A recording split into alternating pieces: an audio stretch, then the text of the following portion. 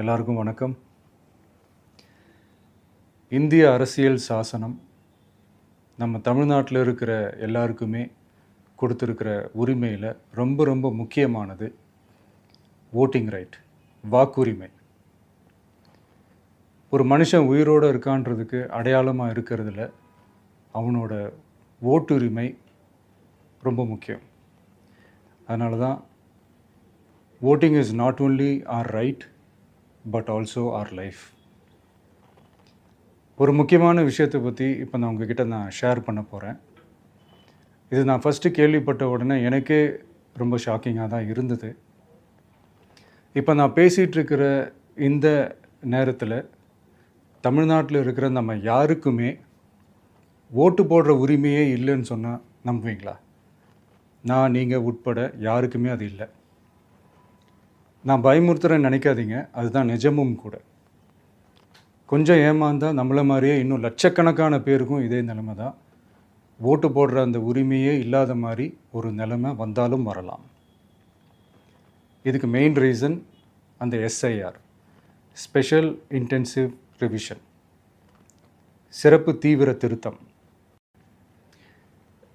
இப்போது இந்த எஸ்ஐஆர் நம்ம தமிழ்நாட்டில் எப்படி ஒர்க் ஆக போகுது? கடந்த ஜனவரி மாதம் எடுத்த அந்த கணக்கெடுப்பில் 6,36,00,000 வாக்காளர்கள் நம்ம தமிழ்நாட்டில் இருக்கிறாங்க. ஆனால் அவங்க யாருக்குமே இந்த ஓட்டு போடுற உரிமையே இல்லை. அந்த பிஎல்ஓன்னு சொல்லுவாங்க, பூத் லெவல் ஆஃபீஸர்ஸ், வாக்குச்சாவடி நிலை அலுவலர். அவங்க தான் வீடு வீடாக போய் அந்த ஃபார்மை கொடுப்பாங்க. அதை நம்ம ஃபில்அப் பண்ணி கொடுக்கணும். அதை தேர்தல் ஆணையம் அதை எடுத்துகிட்டு போய் அதை ஸ்க்ரூட்டினைஸ் பண்ணி அது எல்லாமே கரெக்டாக இருக்கான்னு செக் பண்ணி பார்த்ததுக்கப்புறம் அந்த வாக்காளர் பட்டியலை வெளியிடுவாங்க. அந்த வாக்காளர் பட்டியலில் நம்ம பேர் இருக்கணும், அப்போ தான் நம்மளால் ஓட்டு போட முடியும்.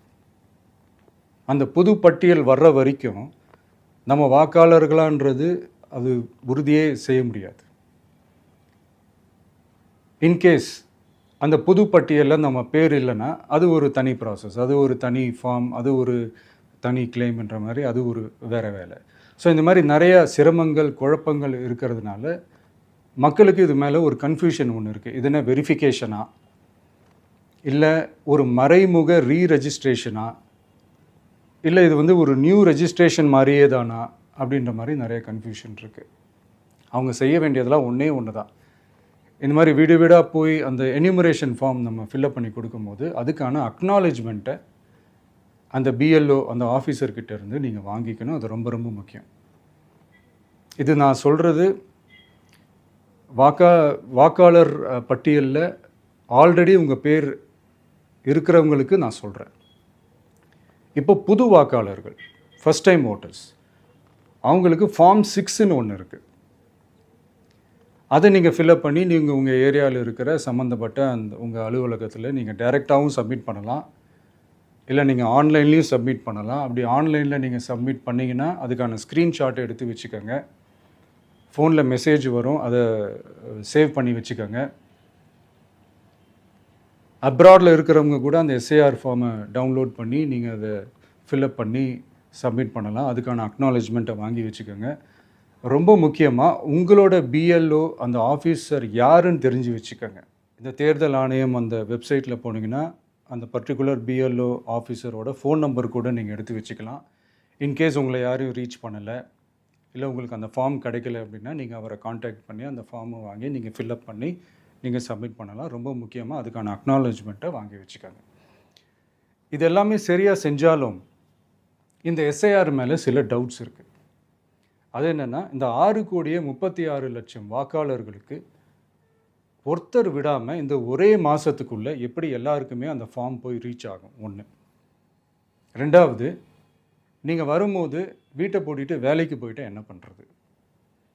இப்போ நீங்கள் வருவீங்கன்றதுக்காக வேலையெல்லாம் விட்டுட்டு வீட்டுக்குள்ளேயே உட்காந்துட்ருக்கணுமா? ஸோ இதில் மெயினாக பாதிக்கப்பட போகிறது உழைக்கிற மக்கள், ஏழைகள், வேலைக்கு போகிற பெண்கள். இவங்களுக்கு யார் கரெக்டான அந்த பதில் சொல்ல போகிறது? ஒரு நியாயமான எஸ்ஐஆர்னால் என்ன நடக்கணும்? இப்போது இறந்து போனவங்களை மார்க் பண்ணி அதுலேருந்து டிலீட் பண்ணணும். இப்போ போலி வாக்காளர்கள் இருந்தாங்கன்னா அவங்கள மார்க் பண்ணி டிலீட் பண்ணணும். இப்போ ஆல்ரெடி ஓட்டு இருக்கிறவங்களுக்கு எதுக்கு இந்த ரெஜிஸ்ட்ரேஷன் என்ற பேரில் இவ்வளவு குழப்பங்கள் அப்படின்றது தான் எங்கள் கேள்வி. இப்போ புதுசாக வர வாக்காளர்களையோ இல்லை ஓட்டு இல்லாதவங்களையோ சேர்த்தா பத்தாதா? இப்போ ரீசெண்டாக நடந்த இப்போ எலெக்ஷன் 2021, 24 எப்படி எல்லாருமே ஓட்டு போட்டோம்? அதில் ஓட்டு போட்டவங்க கூட இப்போ புதுசாக ரெஜிஸ்டர் பண்ணணும்னா அது ஏன் அந்த கன்ஃபியூஷன் அப்படின்றத நாங்கள் கேட்குறோம். அதனால தான் நாங்கள் எஸ்ஐஆரை எதிர்க்கிறோம். இப்போ புதுசாக சில கம்ப்ளைண்ட்ஸ்லாம் வர ஆரம்பிக்குது. அது என்னென்னா முக்கியமாக நம்மளுடைய டிவிகே தோழர்களுக்கு அந்த ஃபார்ம் கிடைக்க மாட்டேங்குது, கொடுக்க மாட்டேன்றாங்க அப்படின்ற சில கம்ப்ளைண்ட்ஸ். இது யார் பண்ணுறாங்க அப்படின்றது நான் தான் சொல்லி தெரிய வேணும்னு ஒன்றும் அவசியம் இல்லை உங்களுக்கு. இப்போ இருக்கிற ஆட்சியாளர்கள் அவங்களுக்கு கைப்பாவையாக இருக்கக்கூடிய சில பேர் வந்து இதை செய்ய ஸ்டார்ட் பண்ணியிருக்கிறாங்க. அதனால் மைடியர் வர்ச்சுவல் வாரியர்ஸ், இதை வந்து சாதாரணமாக எடுத்துக்காதீங்க. இது எல்லாருக்குமே அந்த ஃபார்ம் போய் ரீச் ஆகணும். இதில் ரொம்ப உறுதியாக இருங்க. அதையும் மீறி உங்களுக்கு அந்த ஃபார்ம் கிடைக்கலன்னா இருக்கவே இருக்கும் ஆன்லைன்.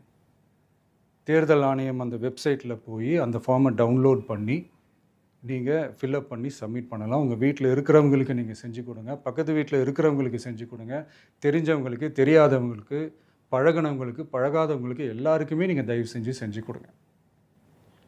அண்ட் ரொம்ப முக்கியமாக நம்ம ஜென்சி கிட்ஸ், நம்ம ஃபஸ்ட் டைம் ஓட்டர்ஸ், நம்ம புது வாக்காளர்கள், நம்ம நண்பா நண்பிகள், அவங்க ரொம்ப கேர்ஃபுல்லாக இருக்கணும்.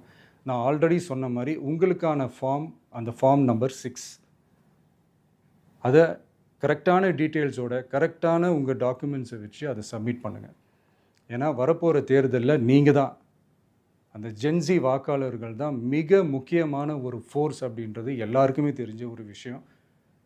அதனால் உங்களை டிஸ்டர்ப் பண்ணுறதுக்கு, உங்கள் பேரை அதில் இன்க்ளூட் பண்ணாமல் செய்கிறதுக்கு என்னென்ன வேலைகள் செய்யணுமோ, என்னென்ன தில்லுமுள்ளு வேலைகள் செய்யணுமோ எல்லாமே அவங்க செய்வாங்க. இது நமக்கு எல்லா திசையிலையும் எல்லா பிரச்சனைகள் கொடுத்துட்டு தானே இருக்கிறாங்க. அது டிஃபால்ட்டாக நடந்துட்டு தான் இருக்கும். அது ஒன்றும் பண்ண முடியாது. ஸோ அந்த மாதிரி ஓட்டு போடுற விஷயத்துலேயும் அவங்க என்ன உத்தரமராக மாறவா போகிறாங்க? இப்போ நான் சில மீட்டிங்ஸ்லலாம் ரிப்பீட்டடாக ஒரு விஷயம் நான் சொல்கிறேன்ல, 2 பேருக்கு நடுவில் தான் போட்டி அப்படின்ட்டு. அது மேடைக்கு மேடை அவங்க அதை ப்ரூவ் பண்ணிகிட்ருக்குறாங்க. அதனால் தோழர்களே, வரப்போகிற தேர்தலில் நம்ம யாருன்னு காட்டணும், நம்ம பலம் என்னன்னு காட்டணும்.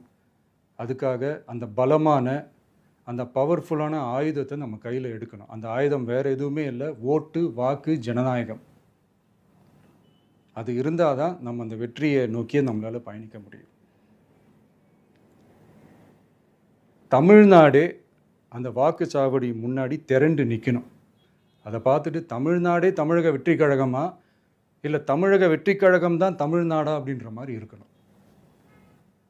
வீடுன்னு ஒன்று இருந்தால் தான் ஓடு மாற்ற முடியும்னு அறிஞர் அண்ணா அவர்கள் சொல்லியிருக்கிறாங்க. அந்த மாதிரி ஓட்டுன்னு ஒன்று இருந்தால் தான் இந்த நாட்டையே காப்பாற்ற முடியும்.